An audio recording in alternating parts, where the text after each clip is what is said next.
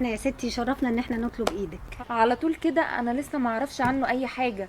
وبعدين انا ما سالتكيش انتي اخته ولا قريبته ولا ايه؟ لا انا لا اخته ولا قريبته، امال ايه؟ جوزي. ايه؟ مراتي. عادي، مستغربه ليه؟ جوزي وجاي اخطب له، مش بدل ما يخوني ويعمل حاجه حرام.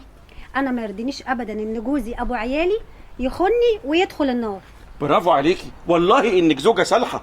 معلش يعني، وانتي ايه اللي يجبرك تتجوزي راجل خاين؟ لا لا لا، مش علي لوحده اللي خاين، كل الرجاله خاينين يا حبيبتي. صح، احنا كلاب بلدي. مش فاهمه حاجه خالص. انا فاهمك. الاصل عند الراجل في التعدد، والدليل في الحياة نفسها. انا مش فاهماكوا برضو، انتوا بتتكلموا عن ايه؟ مش فاهمه حاجه. كل 5 ستات في العدد بيقابلهم راجل واحد. يعني لو كل راجل واحد اتجوز ست واحدة، في 4 هيسنجلوا. وانا مالي؟ ايه ذنبي؟ دي انانية منك.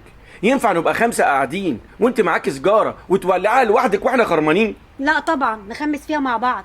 والله زوجة صالحة.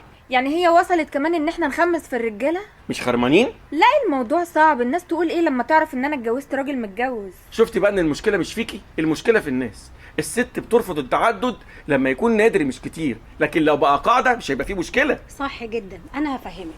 يعني مثلا لو مامتك باباك اتجوز عليها، واختك جوزها اتجوز عليها، وجارتك جوزها اتجوز عليها، ساعتها مش هيبقى فيه مشكله لا من الزوجه الاولانيه ولا حتى التانيه.